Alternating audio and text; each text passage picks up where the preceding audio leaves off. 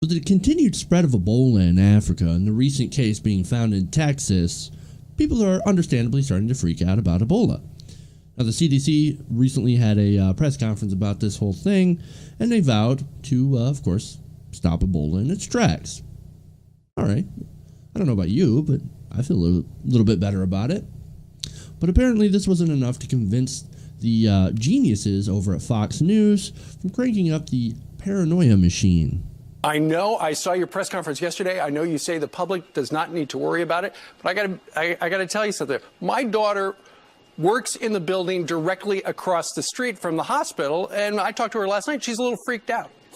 I understand that people are scared. It's a scary disease, but she's not a contact. Let's go back and look at the plain truth of how Ebola spreads. It only spreads from someone who's sick and only spreads from direct contact with the person or their body fluids. Let me ask you this. You say that we've got CDC people there on the ground in West Africa screening people as they get on the airplane. How do they do that? Do they just say, do you have a fever? Do they have some sort of a wand to wave to see if they've got a fever? Or do they just ask them? Do they have a wand to wave? Or do they just ask them? Do they have a wand? Perhaps maybe a magic wand. Oh, you're clear. Oh, you're clear. Ebola wand found you. Come on, man. You know what that actually makes me think of? The whole, wand thing or magic wand thing. I firmly believe that, if there was a magic wand to wave, I'd be waving it, of course. I think that if there was a magic wand, I'd say, okay, drop price. I'd do that.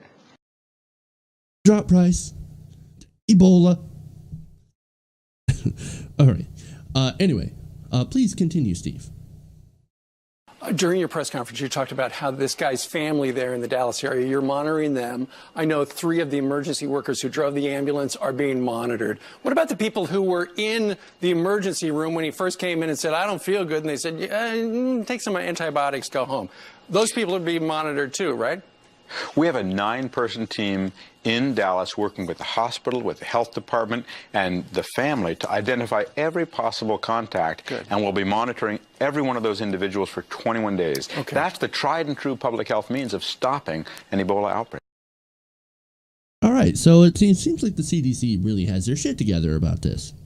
Well, of course, that's not enough for the Fox audience. One other theme we got on the email, Doctor, was this. And this is a political thing, but you're part of the administration. They feel that the administration has misled a lot of people on a lot of things. Why should we believe you when you're telling us this stuff? Yes, why should we believe a member of the government?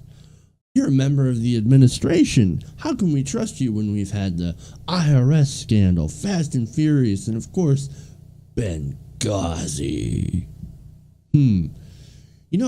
I think the reason the audience feels like they can't trust anybody from the administration is maybe because 24 hours a day, you're pushing the narrative of the government lies about everything. Obama lies about everything. And hey, look, let's be fair. The administration has lied. The administration does lie. But it's not about everything. Now, they've been caught in a couple of pretty big doozies, like, I don't know, the recent Khorasan group that actually doesn't exist? Or how about the NSA not wittingly spying in on your email and collecting all of your private information in the infamous testimony by James Clapper? Real scandals. But this wouldn't be one of those. This isn't the case of the CDC lying to people about Ebola. That's crazy. And look, there is a difference between healthy skepticism, especially based on some of those previous events that I had mentioned, and just being paranoid about everything the government and the administration is doing. That kind of paranoia isn't exactly healthy. People need to understand that not everything is a lie or a conspiracy. Yes, the conspiracies exist. Yes, the government does lie about things, but not everything is a lie or a conspiracy.